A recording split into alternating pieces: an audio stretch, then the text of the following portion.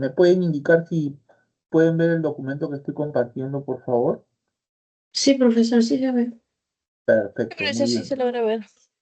Entonces, como pueden apreciar, el tema que vamos a desarrollar a continuación lleva por título Problemas epistemológicos contemporáneos. Bueno, en aras del entendimiento, me gustaría que recordáramos brevemente a qué se refiere la epistemología. Como vimos en la clase pasada, la epistemología es una disciplina filosófica que estudia eh, el fundamento de la ciencia, las clases de ciencias, las teorías científicas, eh, los criterios para diferenciar ciencia de pseudociencia, entre otros temas interesantes, ¿no? Eh, Desde la epistemología se puede reflexionar acerca de muchos problemas, como de hecho ha ocurrido, pero en el siglo XX eh, se han estudiado, se han investigado, se ha debatido en torno a ciertos problemas en particular, como por ejemplo el relativo a la inducción, al método de la ciencia, a la demarcación de la ciencia, al progreso de la ciencia, entre otros problemas, ¿no? Entonces, voy a leer como siempre acostumbro y voy a ir comentando, poniendo ejemplos acerca de los puntos propuestos en relación al tema de hoy que es problemas epistemológicos contemporáneos, ¿ya? Veamos entonces, en el siglo XX, el enfrentamiento entre el neopositivismo del Círculo de Viena y el pospositivismo con Popper a la cabeza supuso el debate de importantes problemas en la epistemología contemporánea, la inducción y el método, la demarcación científica y además el progreso de la ciencia. Eh, en aras de la claridad y una buena comprensión, diré que el neopositivismo es la filosofía que adoptaron los integrantes del Círculo de Viena. El Círculo de Viena fue un movimiento filosófico que tuvo una gran importancia en las primeras décadas del siglo XX. Este movimiento filosófico estuvo conformado por importantes filósofos, lógicos, científicos, provenientes de diferentes áreas de la ciencia, ¿no? Que desarrollaron un programa filosófico dentro del cual uno de los puntos más importantes fue el relativo a la unificación de la ciencia, ¿no? O sea, el Círculo de Viena trató de unificar la ciencia, para lo cual defendió, eh, digamos, la primacía eh, del método, del método hipotético eh, inductivo, ¿no? Como método de la ciencia, ¿no? Bueno, el neopositivismo o Círculo de Viena debatió con Popper, uno de los miembros del llamado postpositivismo, en torno a la inducción como método de la ciencia, la demarcación científica y también acerca de si existe progreso o no en la ciencia, ¿no? En algunos puntos hay discrepancias, como vamos a ver a continuación, pero en otros hay eh, similitud, hay coincidencia, ¿no? Por ejemplo, tanto el neopositivismo como Popper piensan que hay progreso en la ciencia, ¿no? Que la ciencia progresa, ¿no? pero difieren en cuanto a la inducción como método de la ciencia. O sea, el neopositivismo piensa que la inducción es el método de la ciencia por excelencia, ¿no? Eh, Sin embargo, Popper rechaza la inducción y propone en su reemplazo el método hipotético deductivo, ¿no? O sea, la primacía de la deducción, ¿no? Muy bien, entonces ahora sí vamos a estudiar con más detalle el problema de la demarcación. Este problema puede ser entendido como el problema por antonomasia de la epistemología, o sea, este problema es el problema central, el de mayor relevancia dentro de la epistemología, ¿no? Se plantea a través de la pregunta: ¿de qué forma puede trazarse una línea demarcatoria entre aquello que es científico y aquello que no lo es? ¿No? Eh, es como, por ejemplo, eh, em, digamos, un campo de fútbol, ¿no? Está constituido por ciertas líneas, ¿no? Que expresan el medio campo, el área, etcétera, ¿no? ¿No es cierto? Separan, por ejemplo, el área de penal del resto del terreno, ¿no? Del campo de fútbol. Bueno, igual, ¿no? O sea, existe un criterio para demarcar, para delimitar lo que es ciencia de aquello que no lo es. O si se quiere, ¿no? Un criterio que nos permite darnos cuenta, que nos permite saber cuándo una teoría es científica y cuándo carece de dicho carácter, ¿no? Muy bien. Entonces, este problema de la demarcación se expresa a través de la pregunta: ¿de qué forma puede trazarse una línea demarcatoria entre aquello que es científico y aquello no lo es?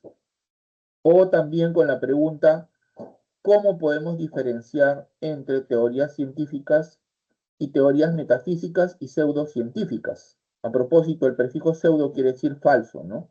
Las teorías pseudocientíficas son falsamente científicas, ¿no? ¿Correcto? Ante este problema se han propuesto diferentes respuestas, pero sin lugar a dudas destacan las soluciones brindadas tanto por el Círculo de Viena como por el filósofo austriaco Karl Popper, ¿no? Entre otras razones porque dieron lugar a un interesante y profundo debate, ¿no? Entre dos posiciones epistemológicas: el verificacionismo y el falsacionismo, ¿no?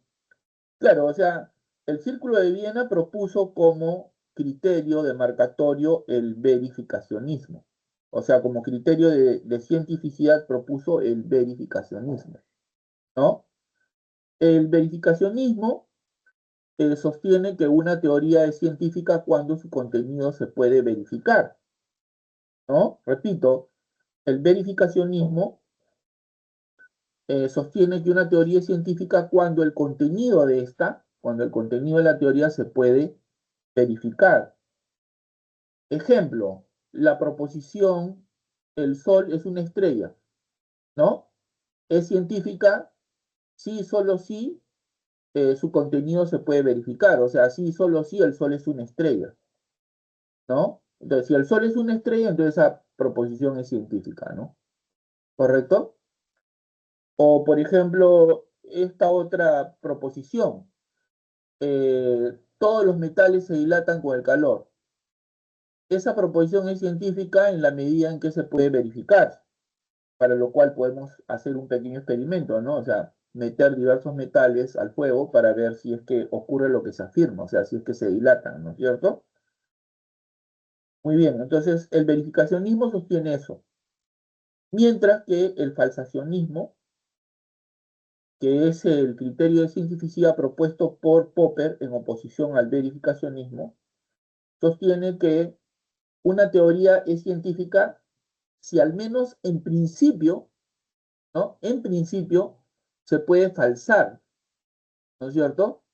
Se puede refutar, se puede testear, ¿no? Por ejemplo, Popper decía de que El verificacionismo se sustenta en la inducción.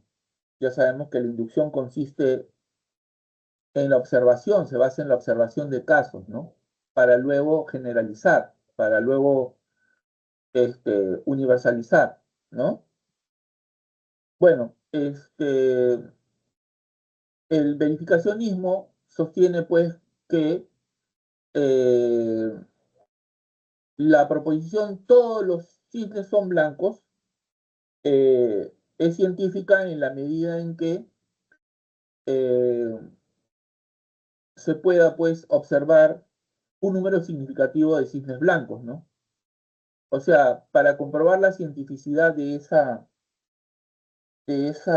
proposición, recurro a la observación, ¿no? O sea, observo un cisne blanco, dos cisnes blancos, 10 cisnes blancos, 100 cisnes blancos, 1 millón de cisnes blancos y así hasta que obtengo una muestra significativa de cisnes blancos que me permiten generalizar. Ah, todos los cisnes son blancos, ¿correcto? Sin embargo, Popper dice que eh, nunca eh, poder, a partir de la observación, o sea, a partir de la inducción, que es igual a decir, a partir de la observación de casos, podemos afirmar de manera definitiva, de manera absoluta, de manera concluyente, que todos los S son P, o sea, que todos los cisnes son blancos. Porque nada me impide que en algún momento, en algún lugar, podamos encontrar un contraejemplo. Por ejemplo, un cisne negro, como de hecho ha ocurrido, ¿no? Entonces, el falsacionismo dice que como nunca podemos afirmar eh, eh, a partir de la observación de casos, ¿no? De manera definitiva, concluyente, proposiciones del tipo todo es P, lo mejor es intentar refutar dicha teoría, ¿no? Entonces, esa teoría será científica durante el tiempo que resista los intentos de falsación. Será científica durante el tiempo que eh, durante el tiempo que intentemos refutar dicha teoría, ¿no? Hasta que no encontremos un contraejemplo, ¿no? Esto nos habla acerca del carácter provisional de la ciencia. Esta situación que describo, según Popper, expresa el carácter provisional de la ciencia, ¿no? La ciencia es provisional y es perfectible, ¿no? Es perfectible en la medida de que en el curso del tiempo es posible, pues, ¿no? Este, lograr que las mallas de nuestras redes sean cada vez más finas. ¿Recuerdan la metáfora que empleé la semana pasada? Popper decía que las teorías científicas son como redes que lanzamos al mundo, ¿no? Con la finalidad de atraparlo, o sea, de entenderlo, ¿no? De explicarlo, ¿no? ¿Cierto? Eh, en la medida en que vamos mejorando nuestra comprensión acerca, nuestras mallas se vuelven más finas, ¿no? O mejor, las mallas son cada vez más finas en tanto que nuestra comprensión acerca de las cosas mejora, ¿no? Nuestro conocimiento acerca de las cosas se incrementa, ¿no? Muy bien, entonces, dicho esto, vamos a hablar sobre el verificacionismo, ¿no? A ver, el Círculo de Viena fue un movimiento intelectual conformado por filósofos y científicos de diferentes nacionalidades, ¿no? Provenientes de diferentes campos de la ciencia, ¿no? Provenientes de la lógica, de la filosofía, entre los que resaltaron Moritz Schlick, Rudolf Carnap y Otto Neurath, quienes consideraron el Tractatus Logico-Philosophicus de Ludwig Wittgenstein como una referencia fundamental, ¿no? Y esto a pesar de que Wittgenstein no llegó a pertenecer formalmente a dicho movimiento, ¿no? O sea, Wittgenstein nunca fue un adherente al Círculo de Viena. Eh, Creo que es preciso que recordemos la frase con la que culmina esta gran obra, considerada la más importante, de Wittgenstein, y cuyo título es Tractatus Lógico Philosophicus, ¿no? Esta obra culmina con la sentencia: de lo que no se puede hablar, lo mejor es callar, ¿no? De lo que no se puede hablar, lo mejor es callar, ¿no? Con lo cual, Wittgenstein, ¿no? Dice que solo se puede hablar con sentido, ¿no? Acerca de aquellos hechos que podemos comprobar con nuestra experiencia sensible, ¿no? Yo puedo hablar con sentido, ¿no? Eh, Puedo expresar con sentido lo siguiente, ¿no? Eh, los leones son carnívoros, porque la experiencia lo prueba. El sol es una estrella, ¿no? Eh, Porque hay evidencia empírica de que esto es así, ¿no? Este, las ballenas son cetáceos, ¿no? Porque lo puedo comprobar, digamos, ¿no? Hay evidencia empírica de que esto es así, ¿no? Los metales se dilatan con el calor, bueno, eso. Entonces, pero, este, no podemos hablar con sentido sobre aquello que no es observable, sobre aquello de lo cual no tenemos evidencia empírica alguna, ¿no? ¿Cómo cuál, profe? ¿O cómo qué, profe? Por ejemplo, el enunciado o la expresión: Dios creó el mundo de la nada, ¿no? Aquí en este enunciado hay una idea, que es la idea referente a Dios, que no tiene un correlato empírico, ¿no? Y sobre la cual se han tejido tantas ideas, ¿no? Las personas tienen tantas ideas acerca de Dios, ¿no? O esta otra, ¿no? El alma es inmortal, ¿no?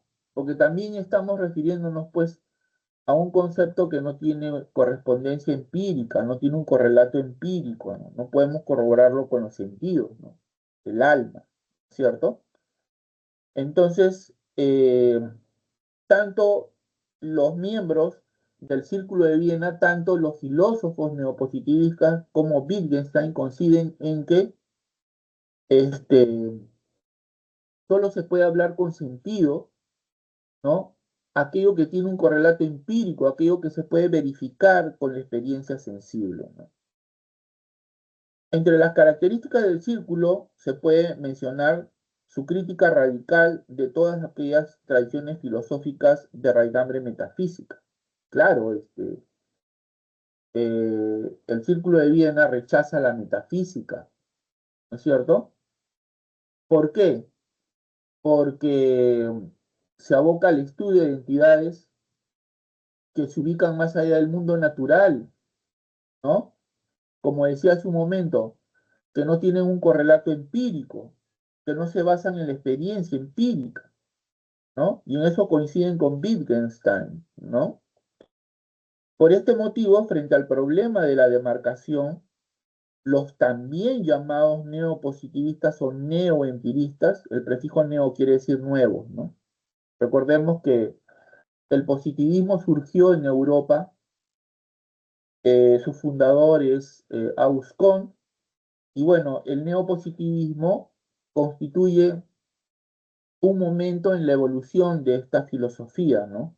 ¿No es cierto? Un tercer momento lo constituye el empirio-criticismo, que tiene como representantes a Avenarius y a Mach, o Mach, como dicen algunos, ¿no?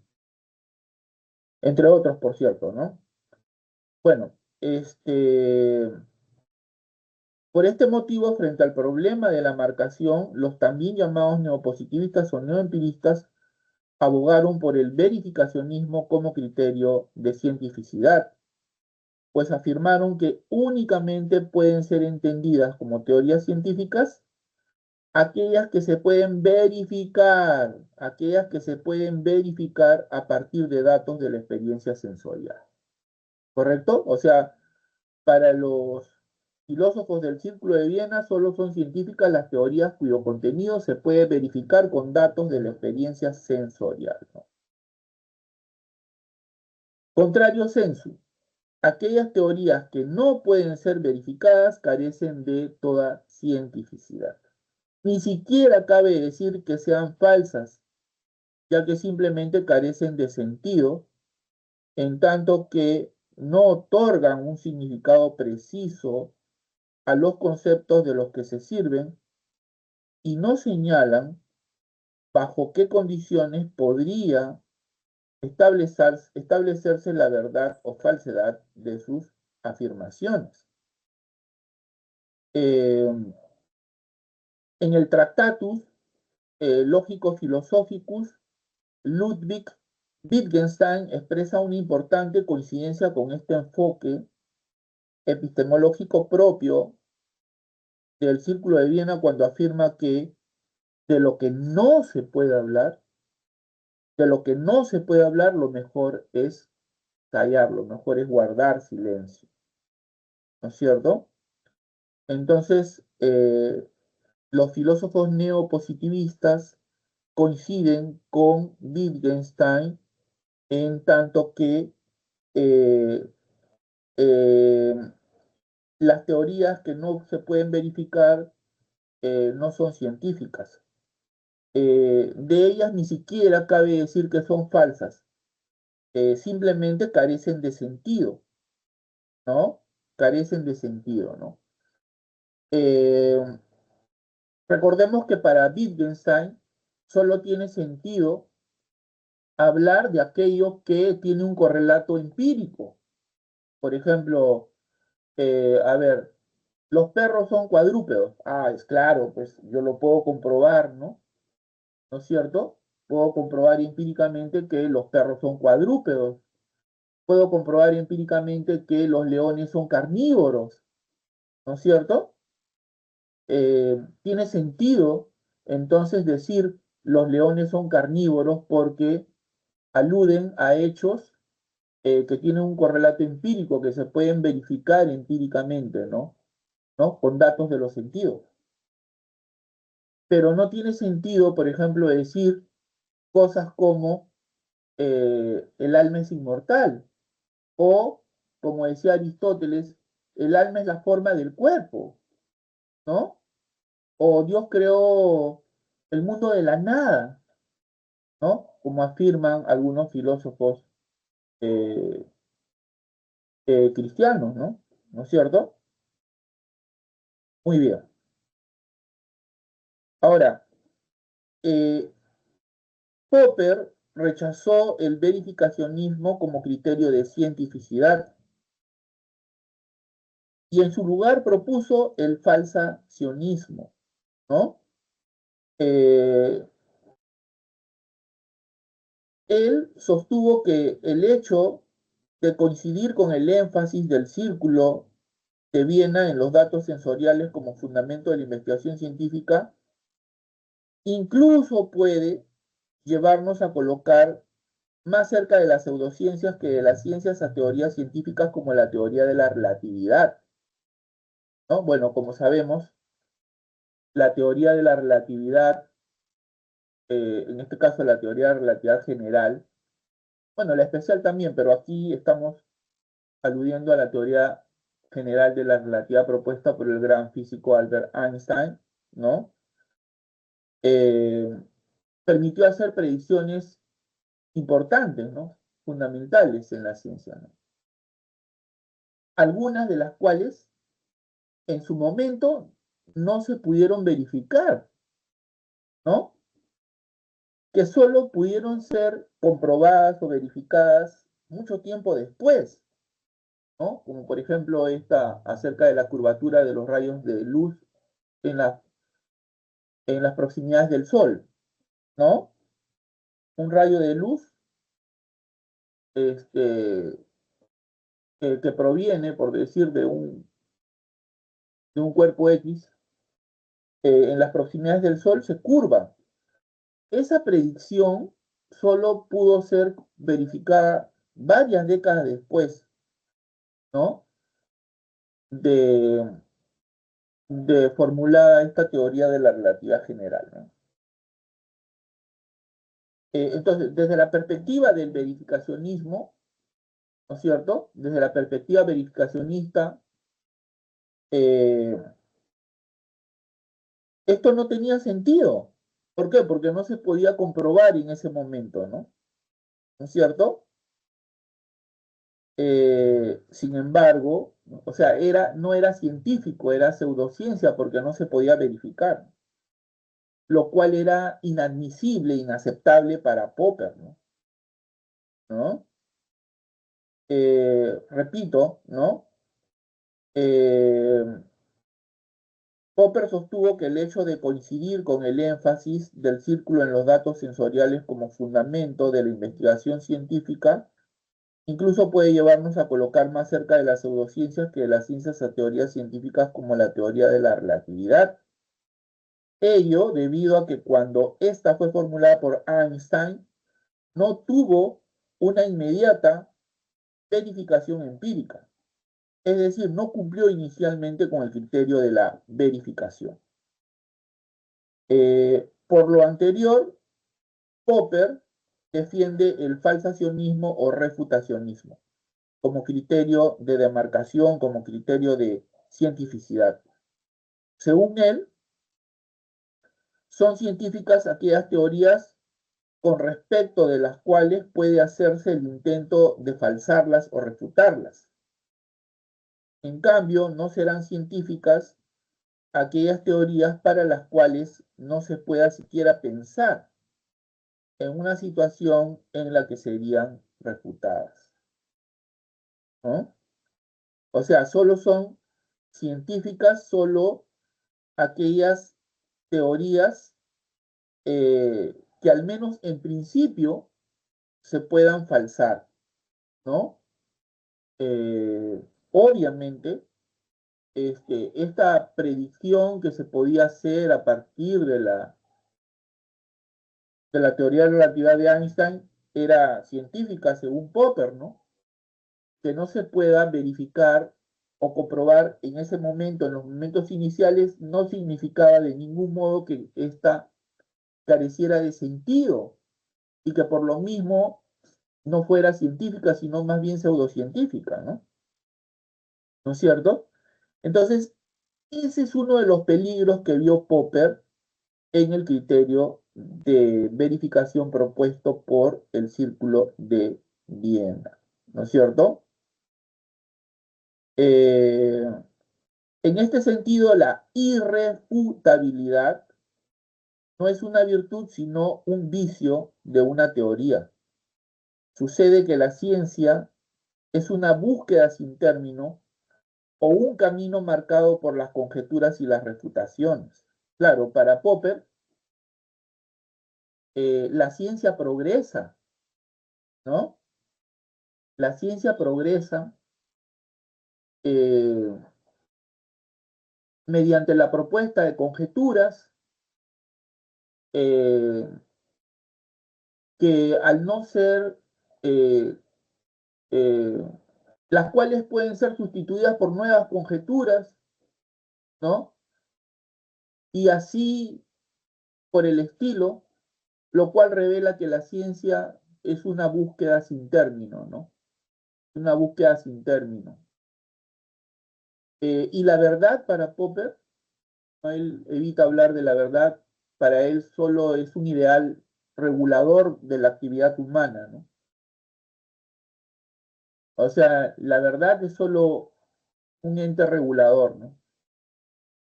¿No? O un instrumento de regulación que sirve al hombre para que se oriente, ¿no?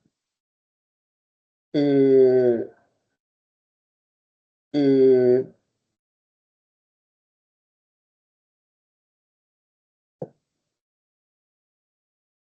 las teorías son provisionales, son científicas durante el tiempo que resistan los intentos de refutación, de falsación, ¿no? Y pierden su carácter científico cuando se encuentra un contraejemplo, ¿no? Y ahí pues podemos afirmar que para Popper la ciencia es, eh, la ciencia es provisional y es perfectible, ¿no? Eh, Nuestro conocimiento de las cosas se incrementa, mejora, hay un incremento, nuestro conocimiento aumenta, ¿no? Eh,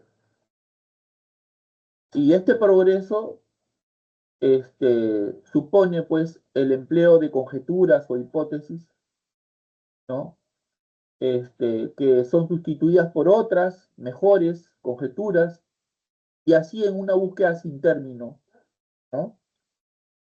Que nos permite mejorar nuestro conocimiento acerca de las cosas, ¿no? Eh, por ejemplo, debido a las arriesgadas predicciones que encierra en su seno, la teoría de la relatividad general puede ser refutada en cualquier momento de no cumplirse sus anticipaciones. No obstante, lo mismo no puede decirse de la astrología, el marxismo y el psicoanálisis, pues estas teorías siempre están buscando dogmáticamente verificaciones o confirmaciones, o en todo caso se afanan por inmunizarse de distintas maneras frente a los contraejemplos con los que se enfrentan. Bueno, recordemos lo que les dije en la clase pasada. Para Popper, eh, el psicoanálisis y el marxismo son pseudocientíficos, ¿no? Eh, Inicialmente pensó lo mismo acerca de la teoría de la evolución por medio de la selección natural de Darwin, ¿no? Pero posteriormente corrigió su punto de vista y terminó admitiendo el carácter científico de esta última teoría, ¿no? Pero fue eh, enfático en sostener el carácter pseudocientífico del psicoanálisis y del marxismo, ¿no? En relación con el psicoanálisis, decía que eh, los miembros del psicoanálisis estaban empeñados en hacer correcciones, introduciendo, por ejemplo, hipótesis ad hoc, o sea, para cuestiones específicas, que corrigieran una situación que impidiera la falsación de un aspecto de su teoría, ¿no? Lo cual es, pues, eh, profundamente anticientífico, ¿no? ¿No? Eh, para evitar que esta teoría sea, pues, este, falsada o refutada, ¿no? Trataban de arreglar el asunto, ¿no? Para que esta teoría, pues, no pudiera ser falsada o refutada, ¿no? Muy bien, y lo mismo opinó acerca del marxismo, ¿no? Decía que eh, los, los intérpretes del marxismo realizaban interpretaciones posteriores, ¿no? Con los cuales pues trataban de evitar la falsación. O sea, si algo no se cumplía, por ejemplo, ¿no? A ver, según Marx, este, el socialismo eh, eh, se lograría en la nación más avanzada del mundo, en la nación más industrializada del mundo en ese momento, que era Inglaterra, ¿no? O sea, Inglaterra debió haber sido el primer país socialista o comunista, si se quiere, de la historia, ¿no? Pero eso no ocurrió así, como ustedes saben, el primer país comunista o socialista, si se quiere, fue Rusia, que después se constituyó en la Unión Soviética y así por el estilo. Esa historia ustedes la conocen de sobra, ¿no? Pero lo cierto es que los intérpretes del marxismo brindaron una interpretación con la cual pues arreglaron los hechos de tal manera pues que evitaban la falsación, o sea, la refutación de lo que en su momento había predicho el padre eh, del, del socialismo científico que es Karl Marx, ¿no es cierto?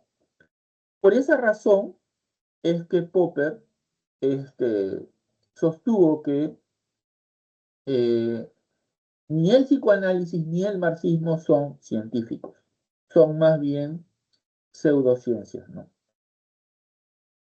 Muy bien, jóvenes, hasta ahí está claro, todo claro hasta aquí. No sé qué dice Ivana, qué dice Frank, qué dice Tania, todo claro hasta ahí, ¿sí? ¿Puedo continuar entonces?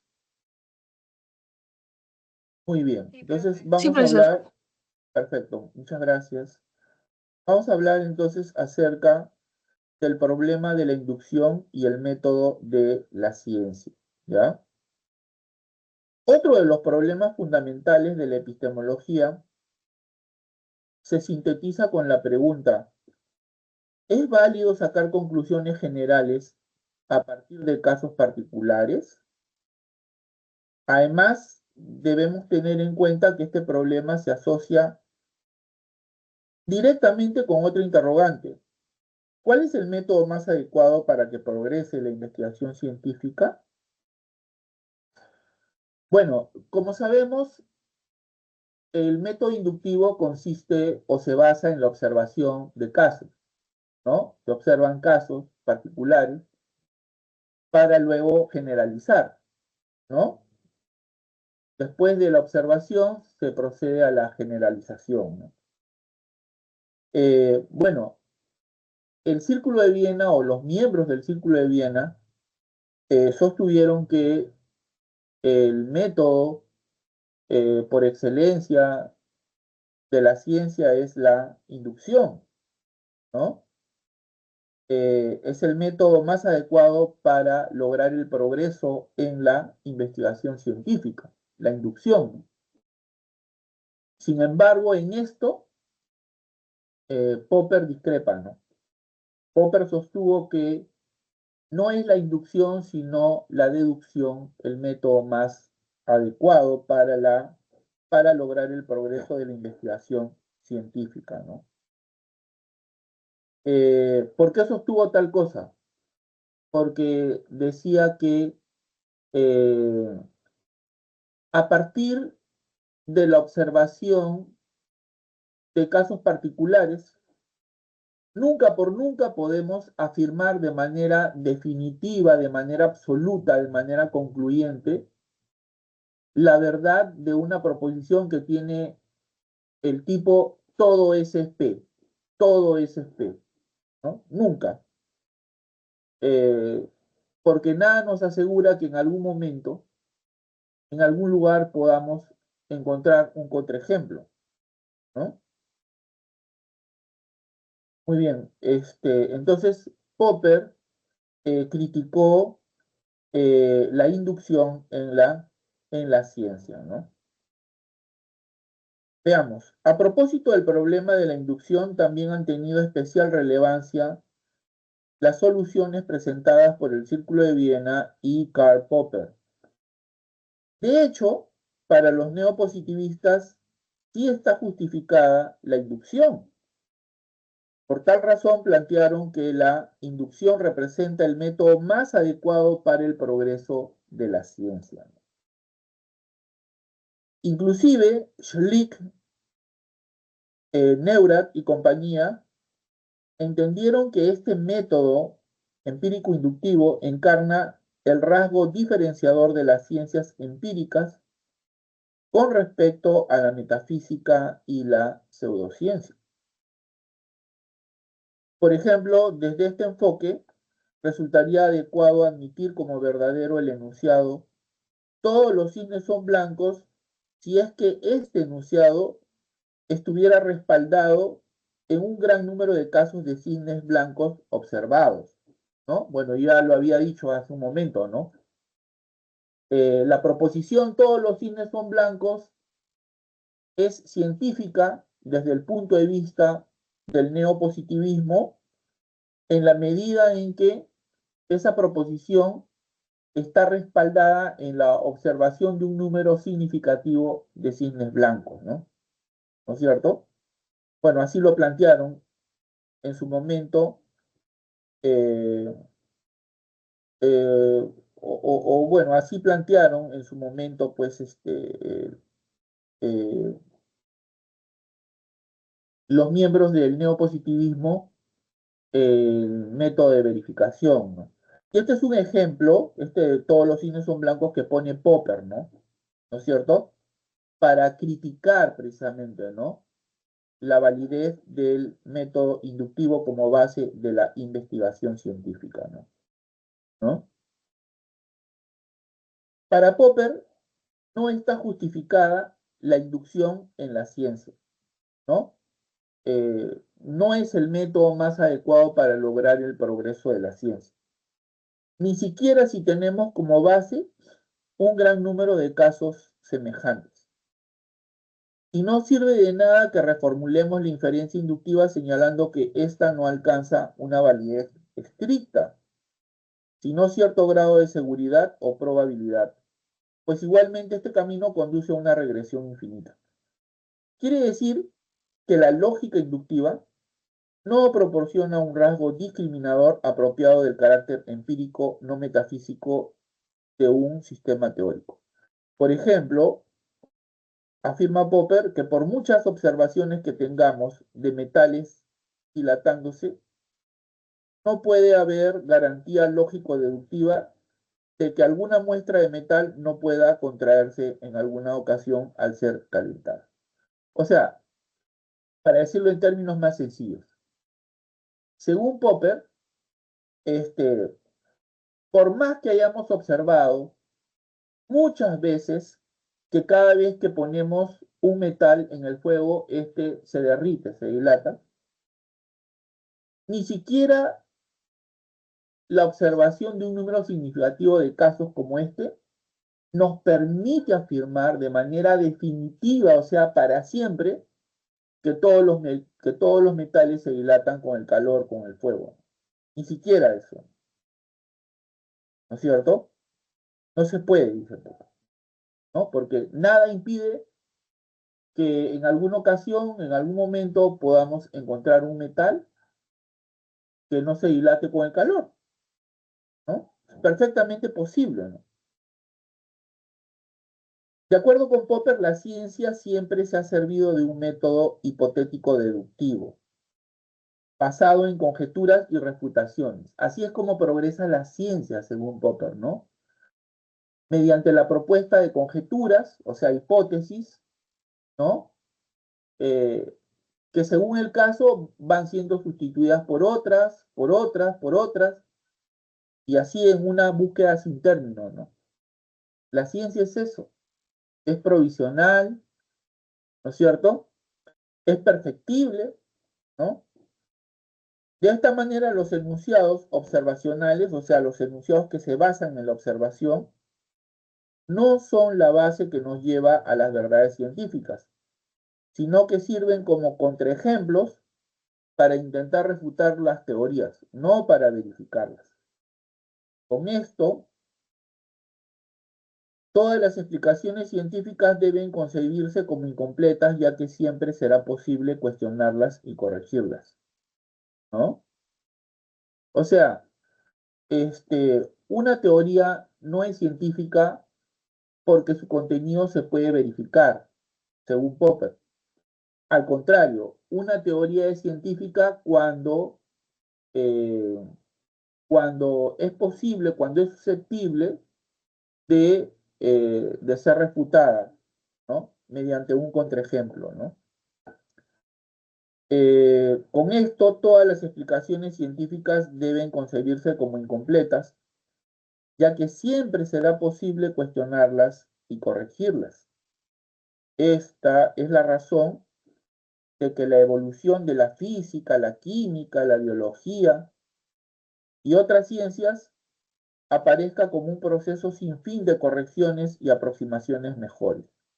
Inclusive llega a sostener Popper que este método hipotético deductivo no solo es característico de las ciencias empíricas, sino de toda discusión racional, o sea, una discusión filosófica en las ciencias sociales, en tanto que ante todo debe predominar la enunciación clara de los propios problemas y el examen crítico de las diversas soluciones propuestas.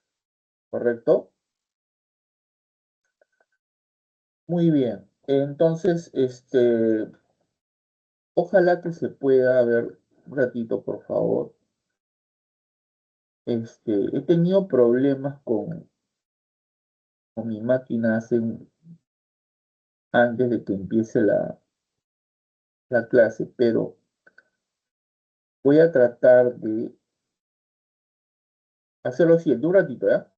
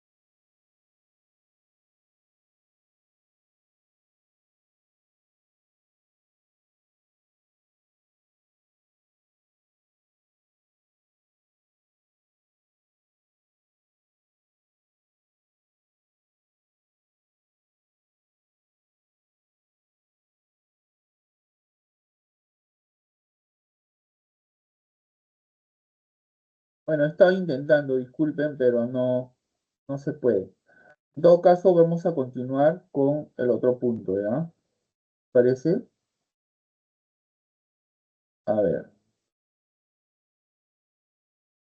Vamos a hablar sobre el anarquismo epistemológico de Paul Feyerabend. Eh, bueno, la palabra anarquismo quiere decir sin autoridad, sin gobierno, sin poder, ¿no? Bueno, así lo concebimos, ¿no? En términos generales o en términos políticos, ¿no? Pero aquí se habla sobre anarquismo epistemológico, o sea, hablamos sobre un anarquismo en la ciencia, ¿no? ¿No es cierto? Un anarquismo en la ciencia. El anarquismo epistemológico está representado por la propuesta del filósofo Paul Feyerabend, quien sostiene que no hay método en la ciencia, ¿no? Piensa que la ciencia no es un conocimiento superior a otros, sino que tiene el mismo estatus, el mismo valor, la misma importancia que la religión, que la metafísica, etcétera, ¿no? ¿Ya? Y que en la ciencia todo vale, ¿no? Como vamos a ver a continuación, ¿correcto? Veamos, según Feyerabend, no hay método ni progreso en la investigación científica, ¿no? No hay método ni progreso en la ciencia, ¿no? Por tanto, la ciencia no posee una característica especial que la haga necesariamente superior a otras formas de conocimiento e interpretación de las cosas. O sea, la ciencia, desde esta perspectiva, no es superior a la religión, no es superior al mito, ¿no? Sino que tiene el mismo valor, ¿no? Es junto al mito y la religión uno de los muchos tipos de pensamiento o ideología creados por el hombre. De hecho, asegura que una revisión de la historia de la ciencia muestra que físicos, biólogos, químicos y astrónomos se han servido de distintos caminos, estrategias y recursos para alcanzar los resultados esperados, ¿no? En este sentido, Feyerabend afirma que en la investigación científica todo vale. Por ejemplo, Galileo Galilei, a quien se le considera el padre de la ciencia moderna, ¿no? El creador del método científico basado en la observación de hechos, enfatizó en la necesidad de conquistar los sentidos con la razón e inclusive en la importancia de reemplazar los sentidos comunes y corrientes por una versión más sofisticada de ellos, el telescopio. Asimismo, se sirvió de la propaganda, la retórica y la sátira para convencer a sus contemporáneos de la verdad de sus planteamientos científicos. Como ven, todo vale con tal de convencer a las personas, ¿no? Acerca de la plausibilidad, ¿no? De sus ideas, de sus planteamientos. Todo vale, ¿no es cierto? Si es necesario recurrir a la propaganda, ¿no? A la retórica, pues es necesario hacerlo, ¿no? Hay que hacerlo, ¿no?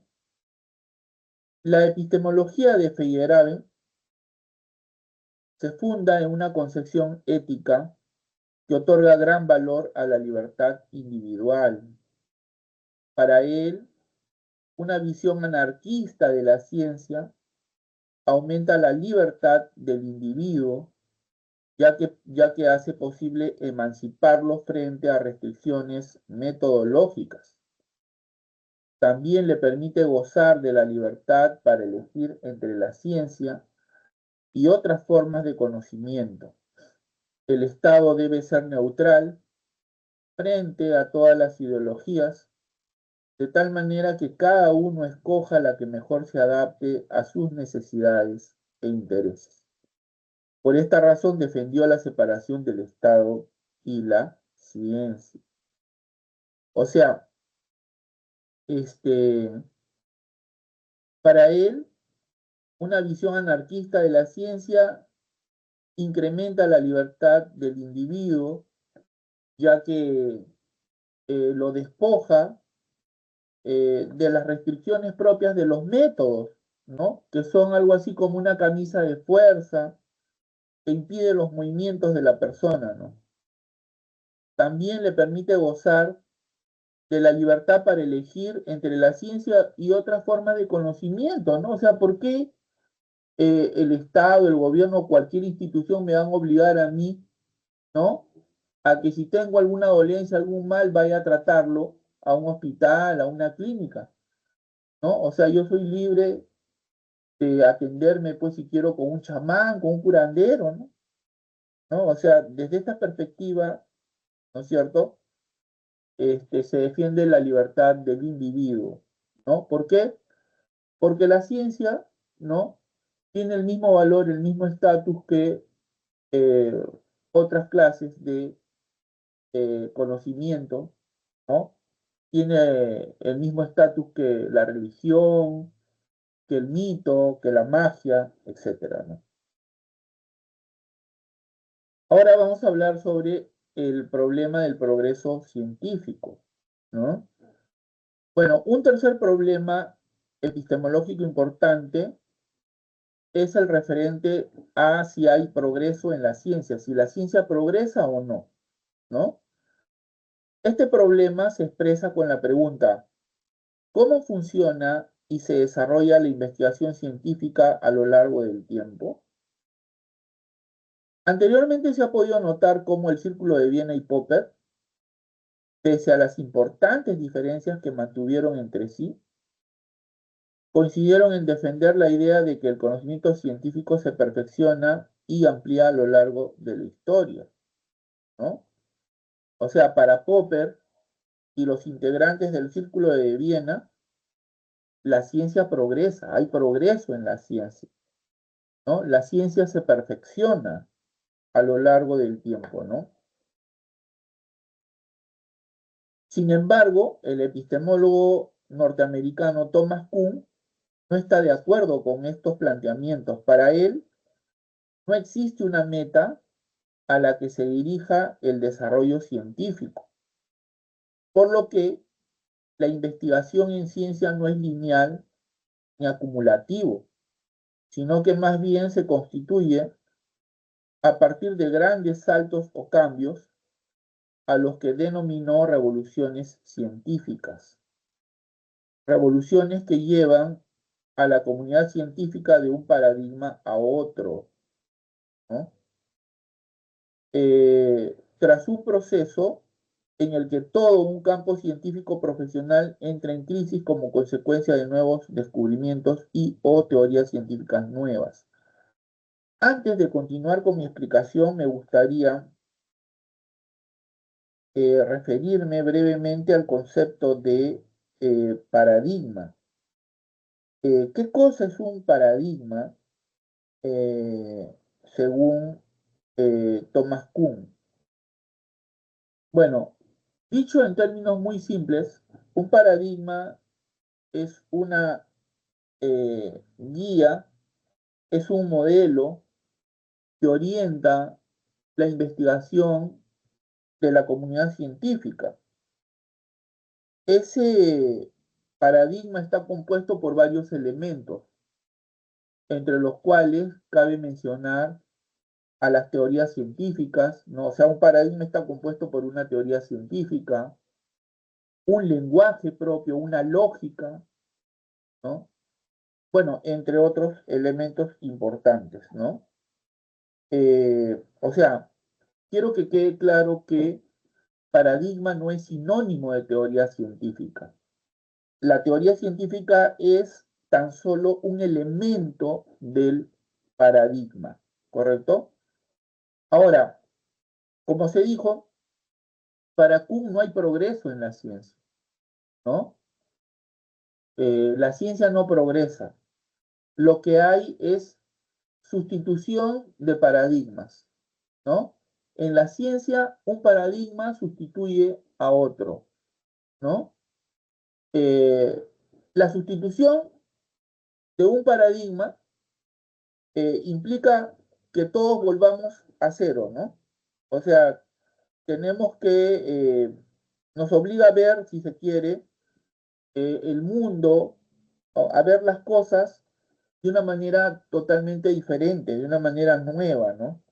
Nos obliga a adaptar, adaptarnos o adoptar un lenguaje nuevo, ¿no? Este, eh, entre otras cosas, ¿no? Por ejemplo, el paradigma geocéntrico que dominó por varios siglos, ¿no? Y que sostiene que la Tierra es el centro del universo, fue sustituido por el paradigma heliocéntrico, ¿no? Que afirma que no es la Tierra, sino el Sol el centro del universo que se conocía en ese entonces, ¿no? Eh, la sustitución del paradigma geocéntrico obligó a la gente, pues, ¿no? A ver el mundo de otra manera, adoptar un lenguaje distinto, ¿no? Una lógica distinta, una perspectiva distinta y así por el estilo, ¿no? Eh, para él, para Kuhn, no existe una meta a la que se dirija el desarrollo científico, por lo que la investigación en ciencia no es lineal ni acumulativa, sino que más bien se constituye a partir de grandes saltos o cambios a los que llama revoluciones científicas. Revoluciones que llevan a la comunidad científica de un paradigma a otro, tras un proceso en el que todo un campo científico profesional entra en crisis como consecuencia de nuevos descubrimientos y o teorías científicas nuevas. Por ejemplo, si comparamos el paradigma científico geocéntrico con el paradigma científico heliocéntrico, notaremos que cada uno de ellos tiene sus propios contenidos, criterios, preguntas y herramientas. Es decir, nos percatamos de que tales paradigmas son inconmensurables entre sí. Profe, ¿qué quiere decir que los paradigmas son inconmensurables? O sea, quiere decir que no son comparables, no es posible establecer comparación entre un paradigma y otro, ¿correcto? No se puede. ¿Por qué? Porque los paradigmas no comparten ideas comunes, criterios comunes, ¿correcto? Eh,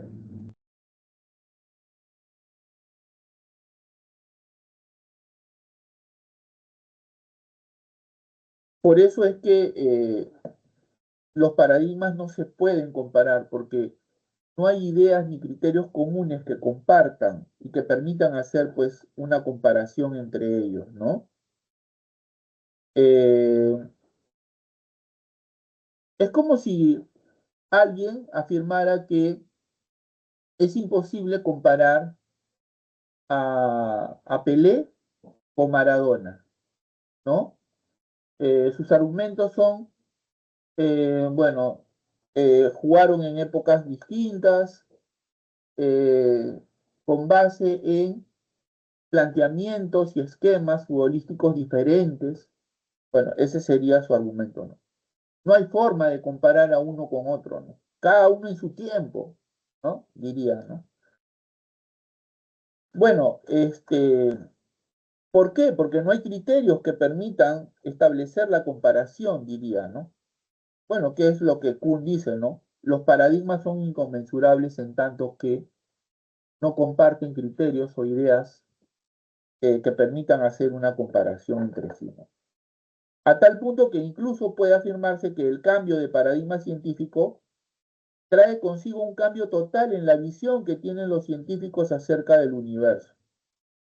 Por este motivo, Kuhn piensa que las revoluciones científicas tornan discontinuo el camino de la ciencia. Por ejemplo, en materia pedagógica, hasta hace un tiempo atrás estuvo vigente el modelo conductista o el paradigma conductista, que tenía como centro del proceso de enseñanza-aprendizaje al maestro, al docente. Pero con la emergencia y el encumbramiento del paradigma constructivista, el maestro ha dejado de ser el centro y ahora quien es el centro de este proceso es el alumno, ¿no? Eh, y si ustedes eh, son conscientes, ¿no? Están comprendiendo lo que digo, saben pues que este cambio de paradigma trajo consigo una nueva forma no solo de ver el proceso de enseñanza-aprendizaje, sino de referirnos a sus procesos, ¿no? O sea, por ejemplo, el maestro es visto como un mediador, un facilitador, ¿no? ¿No? Y otros términos, pues, que se refieren a la labor que el maestro realiza de acuerdo con este enfoque, ¿no? O con este paradigma para hablar en términos cuñanos, ¿no? Eh, Muy bien. Por este motivo, Kuhn piensa que las revoluciones científicas tornan discontinuo el camino de la ciencia, ¿no? Según el autor de la estructura de las revoluciones científicas, o sea, Thomas Kuhn, filósofo estadounidense, la adopción de un paradigma pone fin a los debates entre escuelas diferentes y motiva a los científicos a realizar trabajos más precisos y especializados en el marco de lo que él denomina ciencia normal. Miren, acá tenemos un recuadro en el que podemos ver, ¿no? Cómo es que se produce el cambio de paradigma y las fases por las que atraviesa la ciencia, ¿no? O sea, según Kuhn, no hay progreso en la ciencia, es verdad, pero en el avance de la ciencia hay, si se quiere, fases, hay etapas, ¿no? Que podemos ver más claramente aquí, ¿no? La fase precientífica, la fase de ciencia normal y la fase de ciencia revolucionaria o ciencia en revolución. Por ejemplo, la fase precientífica se caracteriza porque hay varios paradigmas o hay varias teorías científicas que compiten entre sí, sin que una prevalezca sobre las demás. La fase de ciencia normal se caracteriza porque aquí sí hay prevalencia, aquí sí una teoría científica prevalece sobre las otras y es aceptada por la comunidad científica. En esta fase empiezan a aparecer problemas o anomalías eh, que a lo largo del tiempo propician que los científicos busquen nuevos paradigmas que expliquen aquellas anomalías que el paradigma vigente no puede explicar, ¿no? Por ejemplo, esto ocurrió con el paradigma geocéntrico. El paradigma geocéntrico, vuelvo a repetir, aquel que afirma que la Tierra es el centro del universo, sostiene que eh, los planetas describen, o sea, al moverse, describen órbitas circulares, perfectamente circulares, ¿no? ¿No? Eso había afirmado Aristóteles, Claudio Ptolomeo, el astrónomo también sostuvo esto, ¿no? Por eso es que el paradigma geocéntrico es conocido también como paradigma aristotélico ptolomeico, ¿no? Pero en el curso del tiempo empezaron a surgir problemas anómalos, anomalías, ¿no? La observación de algunos astrónomos, de algunos científicos, como es el caso de Johannes Kepler, quien avistó eh, el movimiento irregular de ciertos cuerpos que contradecían lo afirmado por el paradigma geocéntrico de que los cuerpos celestes, entre estos los planetas, dibujan órbitas celestes, perdón, órbitas circulares, perdón, disculpen. Entonces, ¿cómo es posible que este cuerpo, lo hizo ayudado con un telescopio, obviamente, se mueva de manera irregular? Tendría que moverse de manera circular, perfectamente circular, pero no lo hace. Entonces, eh, cuando surgen estas anomalías, los científicos empiezan a buscar paradigmas más potentes, ¿no? Explicativamente hablando, claro está, ¿no? O sea, paradigmas que expliquen todo lo anterior que explicaba el paradigma vigente hasta ese momento y las anomalías que han ido surgiendo, ¿no? Ahora, cuando eso ocurre, eh, en el curso del tiempo, un paradigma se impone, o si se quiere, derroca al paradigma viejo, ¿no? Así como se derroca al rey, así también un paradigma es sustituido, es derrocado por otro, ¿no? Pero claro, esto sucede pues en el curso de mucho tiempo, ¿no? En este sentido, la visión que tiene Q es muy diferente de la de Popper, porque recordemos que para Popper, cuya visión de la ciencia es una visión logicista basada en la lógica, ¿no? Basta con que encontremos un contraejemplo para que una teoría deje de ser científica, ¿no? ¿Es cierto? Bueno, Kuhn tiene una visión diferente, tiene una visión historicista basada en los hechos históricos, en lo que la ciencia refiere, ¿no? Para él, este, cuando surge alguna anomalía, o sea, un hecho que refuta al paradigma, eh, este, eso no implica que los científicos vayan y de manera inmediata se deshagan de sus paradigmas, o sea, que los boten al tacho, ¿no? No, al contrario, porque estamos acostumbrados a ver el mundo, ¿no? Con los anteojos de nuestro paradigma, nos aferramos a ellos, nos cuesta, ¿no es cierto? Nos cuesta acostumbrarnos, adaptarnos a nuevos paradigmas. Por eso es que nos aferramos a nuestros viejos paradigmas, ¿no? Pero bueno, las evidencias, ¿no?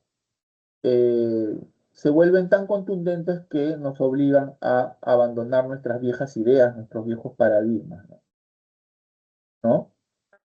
Bueno, así es como pasamos a la fase de ciencia revolucionaria o ciencia en revolución, ¿no? A ver, voy a leer lo que dice en este recuadro. Cuando se alcanza un nivel intolerable de, de anomalías, el paradigma vigente entra en crisis y compite con nuevas teorías. Se adopta un nuevo modelo teórico que resuelve las muchas anomalías acumuladas y da una explicación alternativa con respecto al paradigma anterior. Esta nueva teoría se convertirá en la piedra angular para que surja otro paradigma, el mismo que abrirá paso a un nuevo periodo de ciencia normal, y así por el estilo, ¿no? Entonces, así es como se produce la sustitución de paradigmas en la ciencia. La ciencia avanza así, según Kuhn, mediante la sustitución de paradigmas. La ciencia avanza por saltos, ¿no? A través de revoluciones, mediante cambios bruscos, ¿no? No hay por ello una línea de continuidad en la ciencia, como había manifestado Popper, ¿no? Sino que la ciencia es discontinua. Vuelvo a repetir, este, se desplaza a través de saltos bruscos, a través de revoluciones, ¿no? Eh, eh, Como se señaló anteriormente, un enfoque epistemológico también contrario a la idea de progreso científico es el de Feyerabend, ¿no? En su obra Contra el método, que es su obra más importante, argumenta que el hecho de que las ciencias empíricas, como la física, la química, etcétera, carezcan de método, implica que en ellas no puede darse el progreso en sentido estricto. O sea, Feyerabend niega el progreso en la ciencia. Para él no hay progreso en la ciencia. En este sentido, su punto de vista coincide con el de Thomas Kuhn que acabamos de ver, ¿no? De esta manera, la inseguridad metodológica de las ciencias empíricas, las posiciona al mismo nivel que las ciencias sociales y humanas. Inclusive las coloca al nivel de la magia, el mito y la religión, ¿no? Bueno, esto pues es muy interesante, ¿no? Eh, Así como podemos hacerle críticas al anarquismo epistemológico, también es posible hacerle críticas al falsacionismo y por supuesto a la teoría de los paradigmas de Thomas Kuhn, ¿no? Por ejemplo, el anarquismo epistemológico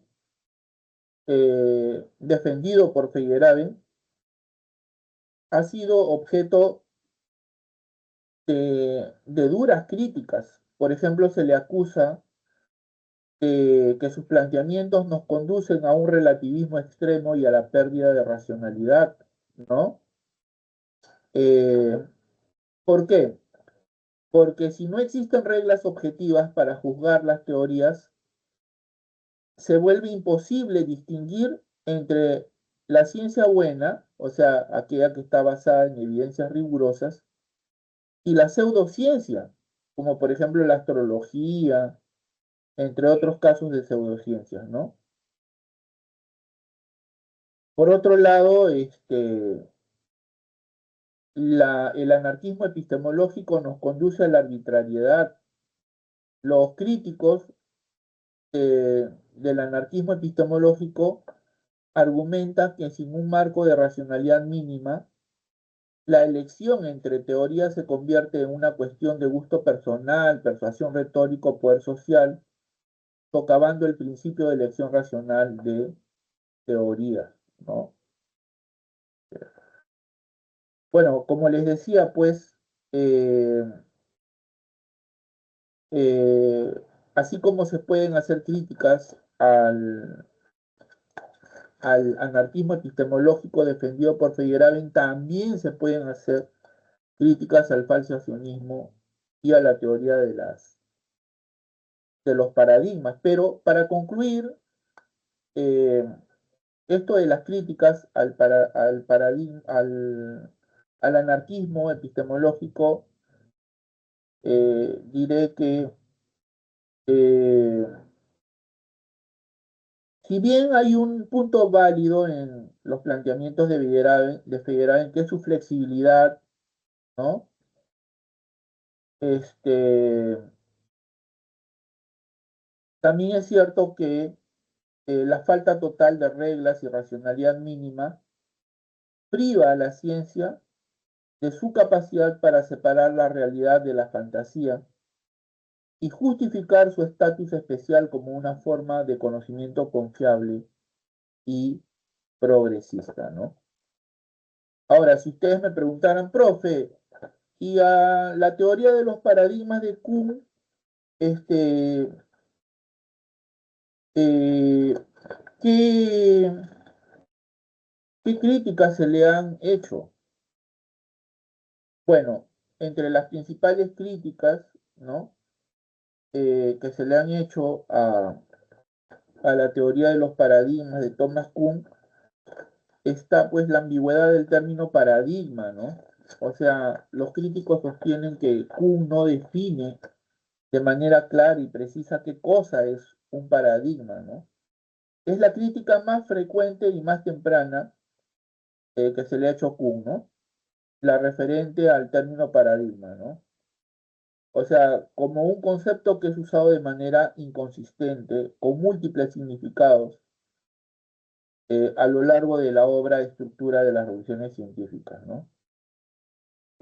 La filósofa Margaret Masterman identificó más de 21 usos diferentes del término en el libro, desde un conjunto de creencias metafísicas hasta un libro de texto o un instrumento científico, ¿no? Por ello, esta ambigüedad, esta falta de precisión, de rigor, dificultó saber exactamente a qué se refería Kuhn y si el concepto era lo suficientemente claro como para saber, para ser útil como herramienta analítica, ¿no? Kuhn intentó clarificar esto más tarde enfocándose en los ejemplares o ejemplos concretos de resolución de problemas, ¿no? Eh, Otra de las críticas fuertes que ha recibido la teoría de los paradigmas es la referente a la inconmensurabilidad de los paradigmas, ¿no? O sea, la inconmensurabilidad ya dije que se refiere eh, a la imposibilidad de comparar los paradigmas, ¿no? Cuando cambias de un paradigma a otro, por ejemplo, cambias del paradigma de Newton a Einstein, cambian las reglas del juego, los significados de los términos y lo que se considera evidencia. No hay un terreno neutral o un lenguaje común para comparar objetivamente cuál de las dos teorías es mejor o se acerca más a la verdad, ¿no? Lo cual nos lleva, pues, a un fuerte relativismo. Si las teorías no se pueden comparar de manera objetiva, el cambio de paradigma no es un progreso racional hacia una verdad objetiva, sino simplemente un cambio de moda o de gusto, similar pues a una conversión religiosa, ¿no? O a una conversión política. Esto socava la noción tradicional de que la ciencia es una empresa racional y progresista, ¿no? Filósofos como Popper argumentaron que siempre debe haber un criterio objetivo, como la falsabilidad, para juzgar las teorías. De lo contrario, la ciencia pierde su estatus especial como conocimiento superior, ¿no? Otra de las críticas interesantes que ha recibido la teoría de los paradigmas de Kuhn es la exageración en torno al concepto de revolución, ¿no?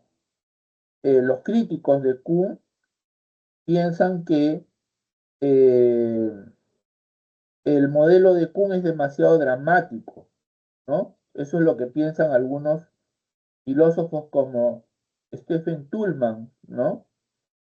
Eh, ¿Quién sostiene que el modelo de Kuhn es demasiado dramático? ¿Por qué? Porque la mayoría de los avances científicos ocurren de manera gradual y evolutiva, no a través de revoluciones traumáticas y repentinas que descartan todo el conocimiento previo, ¿no? Kuhn se centra en momentos históricos excepcionales, ¿no? De la historia, ¿no? Como por ejemplo el momento en el que Copérnico pues propuso su paradigma heliocéntrico o cuando Einstein formula la teoría de la relatividad, ¿no?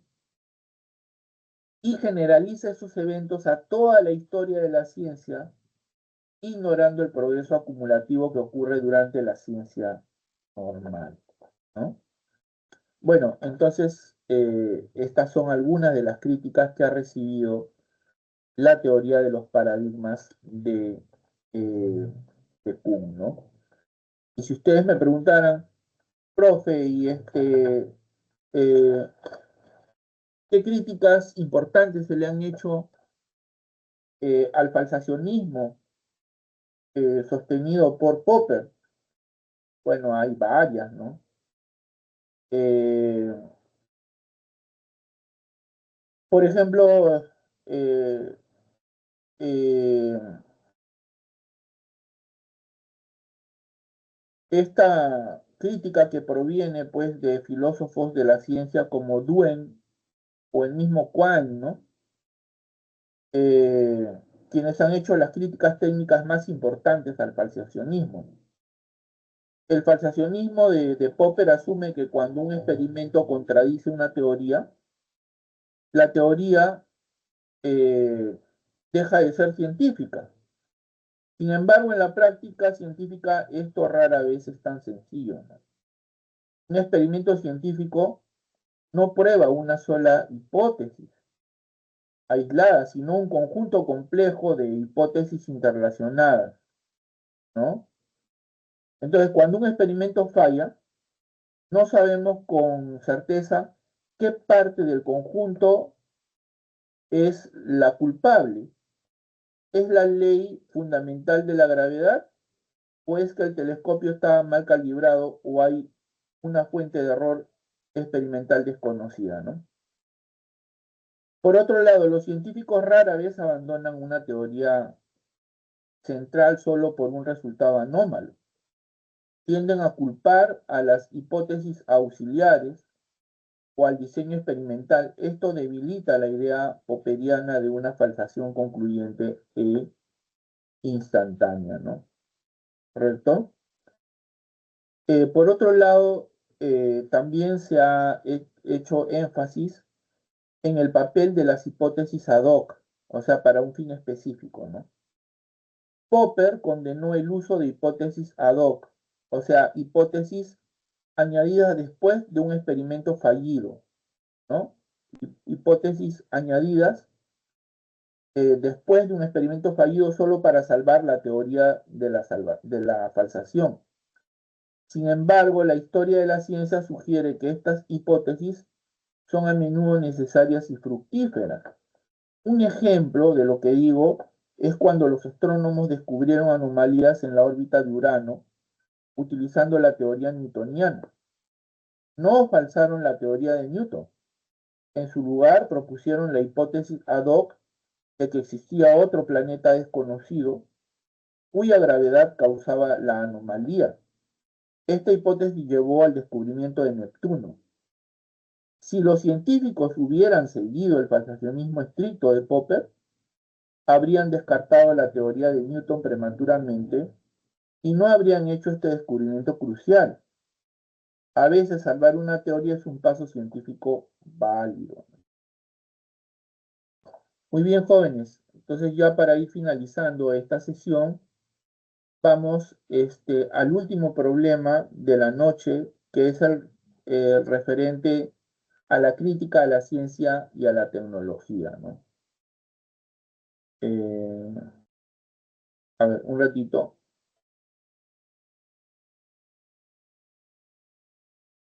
En el siglo XIX se desarrolló la revolución industrial y se produjo una nueva etapa en la historia de la civilización. Desde ese momento hubo un ingente desarrollo tecnológico y la tecnología comenzó a invadir todos los rincones de la vida cotidiana. Esta circunstancia ha traído un nuevo campo problemático dentro de la epistemología, el de la filosofía de la tecnología, que aborda cuestiones ontológicas, nociológicas y éticas. Tal vez los problemas en la filosofía de la tecnología más significativos ocurren en el ámbito de la tecnología y la sociedad, donde se plantean precisamente diversas cuestiones éticas o morales. Consideremos, por ejemplo, la tecnología de la fecundación in vitro y sus implicancias de índole moral. Aquí se puede producir el contexto de una maternidad subrogada en el que la mujer y el embrión son meros objetos manipulados por la ciencia, o sea, por la tecnología, y la voluntad del dinero de quien lo posea, porque cuando se recurre a este servicio, no necesariamente es por algún caso de esterilidad, sino porque tal vez alguien desea tener hijos, pero no una consorte, ¿no? Entonces, entre las críticas, ¿no?, de las que ha sido objeto la tecnología, eh, se encuentran las de índole ético, ¿no? Como por ejemplo, aquellas que se desprenden, ¿no?, o que son consecuencia de la aplicación de ciertas tecnologías como la de la fecundación in vitro, que tiene eh, eh, no pocas implicancias de índole moral, ¿no? Por ejemplo, ahora hay personas que tienen el dinero suficiente para alquilar un vientre, recurren a un vientre de alquiler para tener hijos, ¿no? Y pueden obtener este servicio, entre comillas, no necesariamente porque son estériles, sino porque no les interesa tener, pues, una mujer a su lado, ¿no? Una esposa, ¿no? Una pareja, ¿no? Simplemente quieren tener hijos y punto, ¿no? Otro ejemplo es la tecnología militar que produce armas de destrucción en masa. Algo semejante ocurre cuando se emplea tecnología para convertir agentes biológicos o químicos en armas. En este contexto es muy significativa la posición crítica contra la ciencia y la tecnología que asumió la Escuela de Frankfurt, que ha tenido pues como miembros a grandes filósofos como es el caso de Max Horkheimer, Theodor Adorno, Herbert Marcuse y el gran Jürgen Habermas, ¿no? La Escuela de Frankfurt ha señalado como uno de los males de la sociedad moderna a la desenfrenada tecnología, ¿no?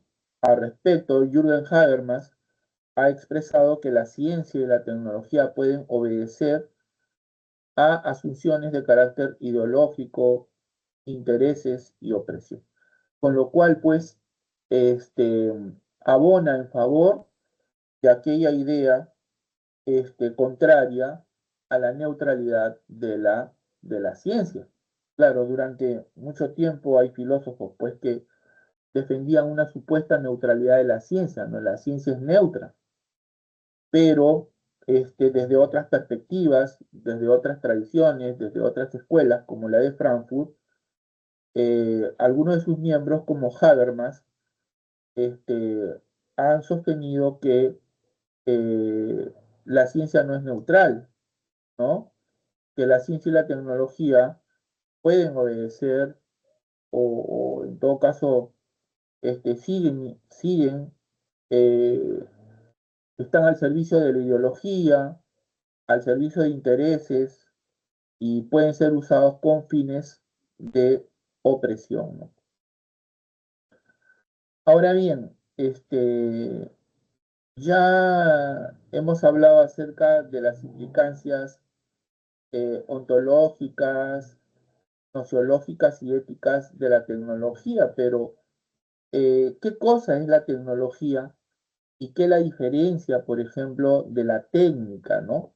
Porque es muy común escuchar a las personas usar eh, en muchos casos indistintamente las palabras tecnología y técnica, ¿no? ¿Hay una identidad real entre estos términos o no? Bueno, la tecnología es el conjunto de conocimientos científicos con sentido práctico, ¿no?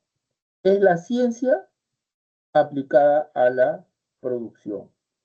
Usualmente se ha identificado la tecnología con los mismos objetos producidos por la tecnología, por ejemplo, una radio, lo cual no es exacto, ¿no? O sea, decir pues que la radio es tecnología o que la televisión es tecnología o que un auto es tecnología es un error, ¿no? ¿No es cierto? Una cosa es el artefacto, el vehículo, y otra cosa pues es el conocimiento que se usó para su fabricación, para su construcción, qué sé yo, ¿no? No obstante, también se emplea el término tecnología para referirse a técnicas como cultivar la tierra, ¿no? O fundir metales. Aquí hay conocimientos acerca de la naturaleza, ¿no? También hay conocimientos. Por este motivo, en castellano se suelen utilizar como sinónimos ambas palabras, tecnología y técnica, ¿no? Para Mario Bunge solo se trata de un problema de idioma. Eh, o sea, en castellano hay dos palabras para designar lo mismo.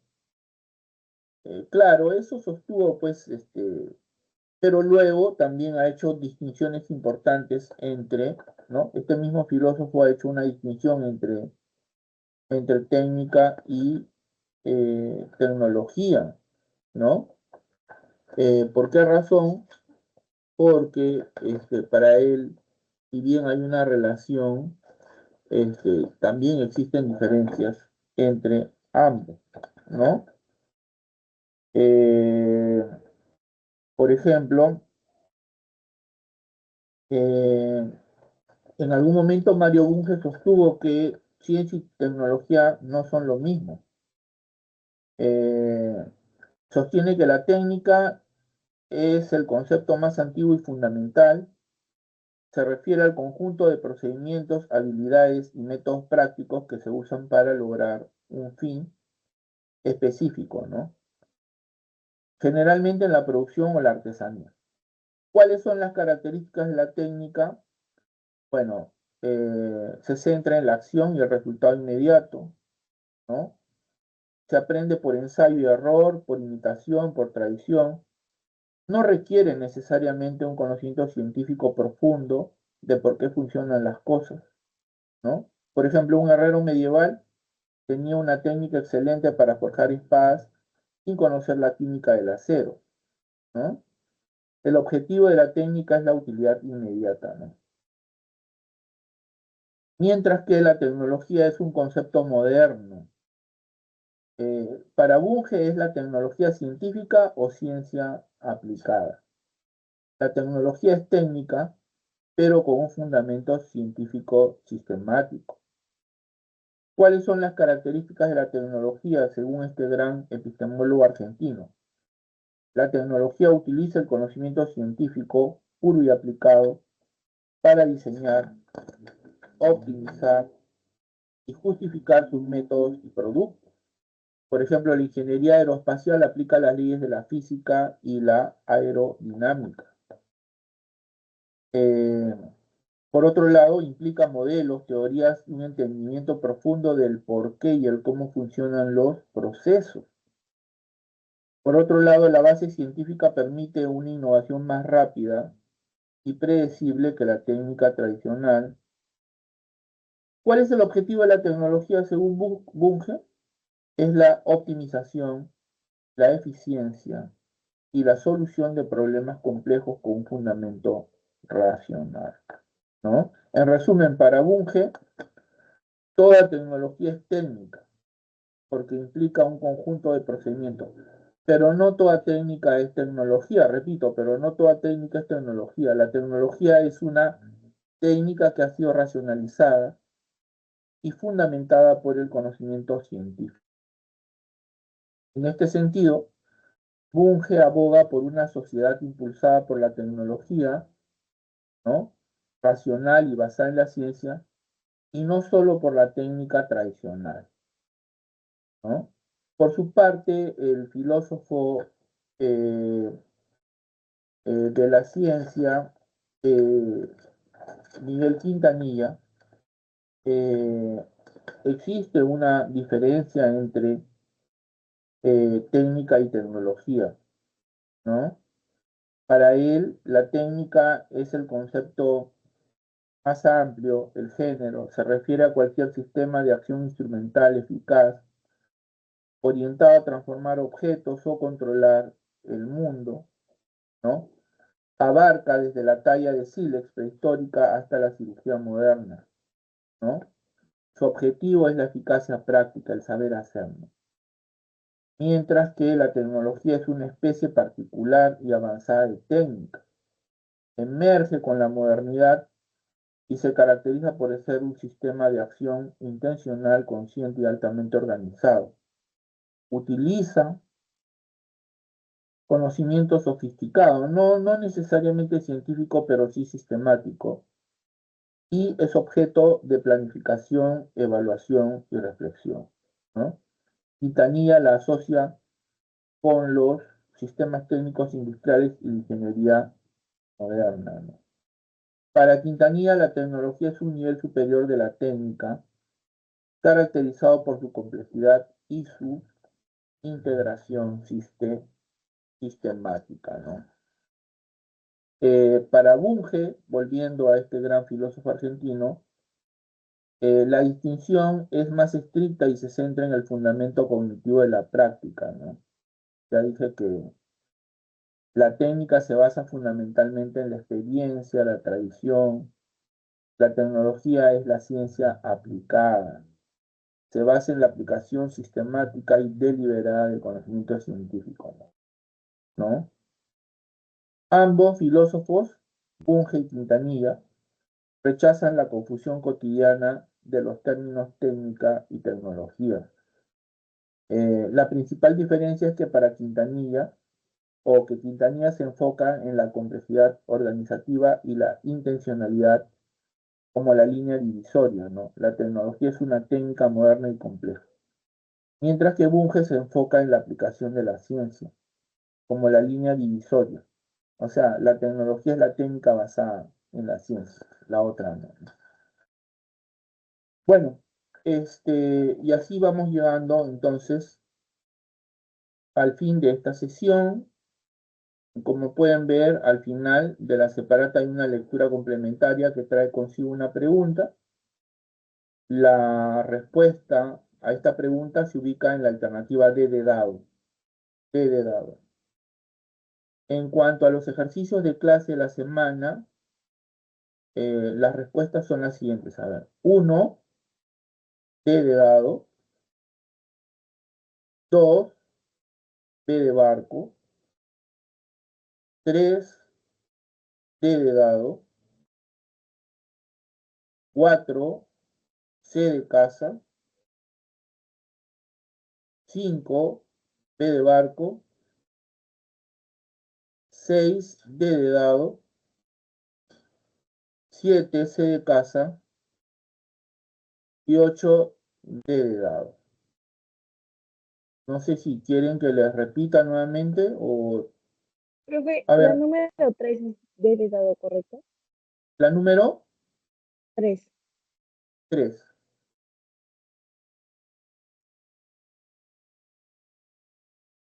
Allá, la pregunta número 3. La respuesta se encuentra en la alternativa D, de dado. Y en la 4C. En la 4, S de casa. En la 5, barco. En la 6, dado. Profe, la 1 y la 2. A ver, la 1. No sé por qué. Solo me falta esa, profe. A ver, la 1 es dado y 2, barco. Gracias, profe, gracias. No, no se preocupe. Bueno, nos quedan 2 minutos. Me gustaría a ver, participen para responder preguntas bien básicas en torno a lo que hemos conversado, ¿ya? A ver, Ivana, empiezas tú, ¿te parece? Ay, profe, A ver, Ivana, ¿quién es el creador de la falsación en la ciencia? ¿Quién defiende ¿me la puedes falsación mostrar? como método de cientificidad?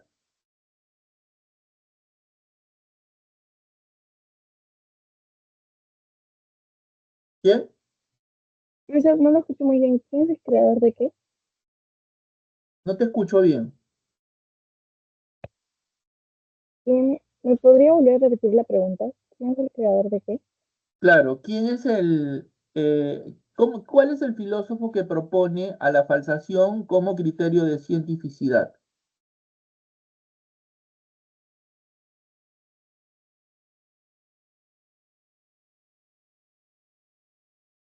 A ver, Fran, la misma pregunta. ¿Qué filósofo propone la falsación como criterio Karl, demarcatorio? Karl Popper. Popper, muy bien, muy bien. A ver, tú misma, Iván, a ver.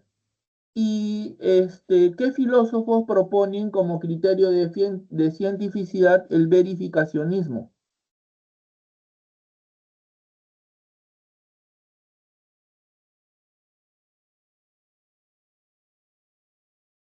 Carnap y El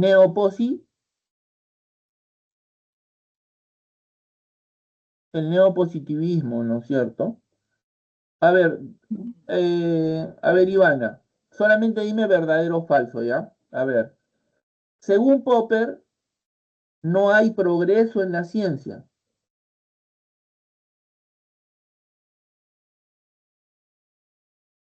¿Verdadero o falso? falso. Claro, muy bien. Popper sostiene que sí hay progreso en la ciencia, ¿no? ¿No es cierto? A ver, otra, ¿ya? Para ir terminando. A ver, según Kuhn, no hay progreso en la ciencia, solo hay sustitución de paradigmas.